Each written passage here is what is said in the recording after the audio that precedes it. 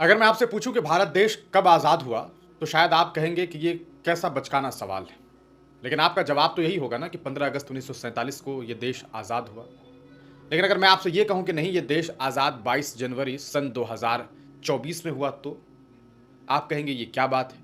लेकिन ऐसा ही एक बयान दिया है आरएसएस के प्रमुख मोहन भागवत ने। आरएसएस के प्रमुख मोहन भागवत ने कहा है कि असल में हिंदुस्तान आज़ाद राम मंदिर प्राण प्रतिष्ठा के दिन हुआ है। यानी कि इतने सालों से जो लोग देश की आज़ादी मना रहे थे वो बेवकूफ़ थे। ये वो लोग हैं जिन्होंने 52 साल तक अपने मुख्यालय में भारतीय तिरंगा को लहराया तक नहीं था, झंडा नहीं फहराया था, और अब ये नया नया ज्ञान दे रहे हैं। पिछले दिनों कंगना रनौत ने कहा था कि देश तो 2014 के बाद आज़ाद हुआ, और अब नई बात सुनने में आ रही है कि भाई 2014 में भी नहीं बल्कि उसके 10 साल के बाद 2024 में ये देश आज़ाद हुआ। अब कुछ दिनों तक इंतजार कीजिए, हो सकता है 2 4 5 सालों के बाद पता चले कि देश तो अब जाकर के आज़ाद हुआ है।